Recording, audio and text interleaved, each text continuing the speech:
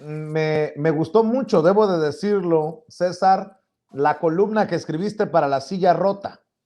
Siempre la leo, pero hoy sobre todo creo que es eh, eh, muy especial por el tema que abordas. Ser enemigo del presidente en estos tiempos, dice César Gutiérrez Priego. Ahora se puede ser enemigo del presidente sin miedo a terminar en la cárcel muerto o con la familia secuestrada. Nuevamente la costumbre de la derecha de tergiversar la información continúa buscando desinformar a los mexicanos, por lo que me permito hacer algunas aclaraciones necesarias para que los asesores de Germán Martínez se pongan a estudiar y no salgan a hacer declaraciones fuera de lugar que solo exhiben su falta de conocimiento en el tema. Por ejemplo, la consulta popular es el instrumento de participación por el cual los ciudadanos, a través de la emisión del voto libre, de acuerdo al artículo 4, cuarto, secreto, directo, personal e intransferible, toman parte de las decisiones de los poderes públicos respecto de uno o varios temas de trascendencia nacional o regional, competencia de la Federación.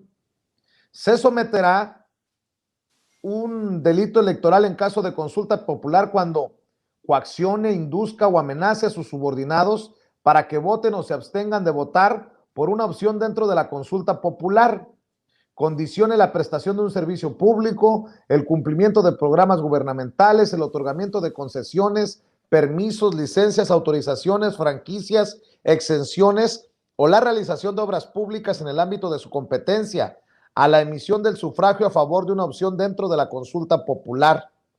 Como podemos observar, no existe el supuesto de la tipicidad de la ejecución de un delito, ya que el ejercicio se trató del desarrollo de una consulta popular y en segundo lugar el secretario de Gobernación tiene las atribuciones y facultades para que se fortalezca la participación ciudadana, así de simple.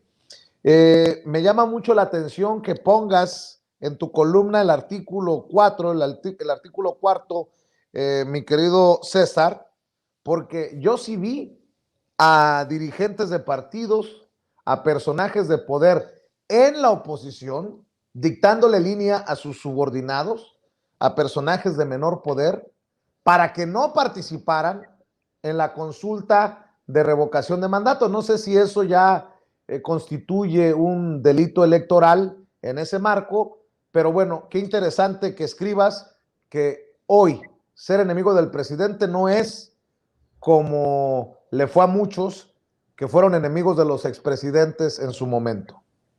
Sí, incluso más adelante cierro la columna haciendo algunas aclaraciones, ¿no? Como en mi caso personal, por ser hijo de mi señor padre, me tocó que me secuestraran y que me torturara personal militar y que pues a mi padre lo acusaban de narcotráfico, que nos secuestraran a nosotros, que varias personas ligadas al asunto terminaran muertos. Pongo el ejemplo del maestro Jesús Lemus, que por hacer una investigación periodística que ligaba a la hermana de Felipe Calderón, pues terminó siendo imputado por delitos de narcotráfico, torturado, llevado a una prisión de corte federal y que al siguiente sexenio salió totalmente absuelto, ¿no? Pongo también el caso de Gutiérrez Vivo. Entonces digo, ¿cómo cambian los tiempos? Y me hubiera encantado ser enemigo del presidente en estos tiempos, donde, bueno, pues no te van a matar, no te van a meter a la cárcel, no te van a secuestrar a la familia. ¿Por qué? Porque cuando vemos a una persona como Loret de Mola, que sale a victimizarse, cuando todos sabemos que es imposible, ¿no? Y es lo que hoy discutí incluso con un amigo de muchos años que le decía, por el amor de Dios, Carlos, no me vengas a decir que defiendes a Loret de Mola, porque es imposible que a una persona con los sueldos que él ha tenido y que han sido públicos pueda tener la fortuna que tiene. Es imposible, por más que me lo digan. ¿Por qué? Porque incluso fue socio de García Luna, porque fue socio de muchas de estas personas que ahora incluso están con problemas de carácter legal. Le digo, en otros tiempos, como cuando nos sucedió el problema de mi señor padre, ya los hubieran metido a todos a la cárcel, los hubieran muerto. Le digo, ¿cómo han cambiado los tiempos? Y no tuvo otra más que reconocerme. Me dijo, bueno, pues sí, eso es completamente cierto. Entonces, para todas aquellas falacias que dicen que pobrecito de Carlos Loret y pobrecito de todos estos periodistas y enemigos del presidente, a mí me hubiera encantado ser enemigo del presidente, pero en estos tiempos, ¿no? Y no cuando me tocó que me secuestraran, me torturara personal militar, que es mi propia familia y mi propio gremio, por órdenes de quien era presidente y secretario de la Defensa en aquel entonces. Mi querido Ramiro, el título está muy cabrón, ¿no? Ser enemigo del presidente, dice en su columna César Gutiérrez Priego. Pues toda esta bola de cabrones que son rivales o enemigos políticos, como se quieran asumir del presidente, no tienen problema alguno. Se pueden expresar, pueden decir lo que piensan, pueden incluso, como Héctor Aguilar Camín, llamar petulante y pendejo al presidente, aunque el escupitajo le haya caído de regreso en la cara al intelectual orgánico. En fin, interesante lo que plantea César Gutiérrez Priego en su columna el día de hoy.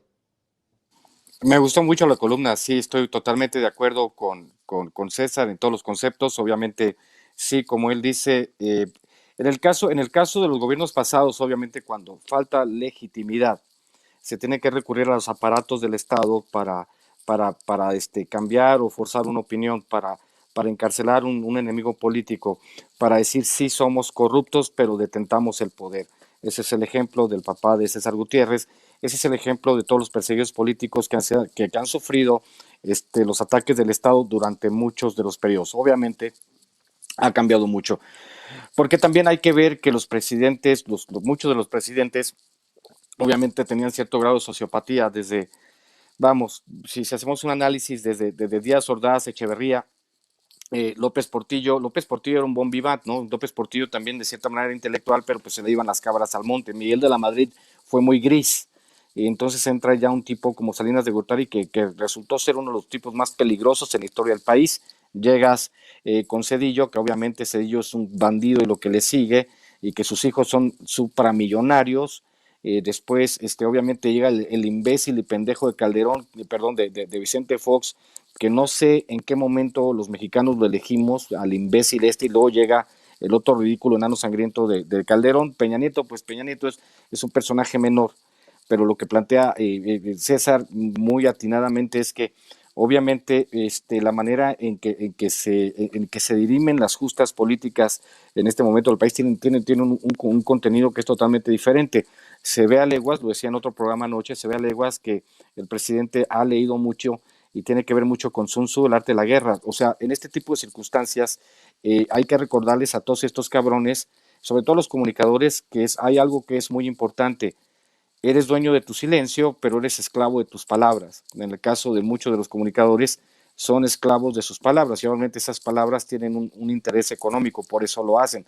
Por eso nosotros en México quizás seamos de los pocos países en el mundo donde tenemos presentadores de noticias que son megamillonarios obviamente con dinero que se robaron del presupuesto. Está el ejemplo del caso de Silvano Aureoles y los contratos que le da a los parientes de Roberto Madrazo. Es esa parte, pues, que no van entendiendo ellos que esta circunstancia ha cambiado totalmente. El presidente les va a ganar de todas a todas, porque el presidente tiene otra manera de ver la política. Y sí, como dice César, como dices tú bien, Vicente, esta parte en la que nosotros vamos entendiendo esta circunstancia inédita, donde obviamente los medios de comunicación pueden mentir todo lo que quieran, pero al final la verdad va a salir a flote. Entonces, están ellos en desventaja, porque a pesar de que controlan todos los medios hegemónicos, hay que recordarles que nosotros estamos trabajando desde los medios alternativos para que ellos entiendan que el monopolio de la información ya se acabó y lo único que vamos a hacer de los medios alternativos es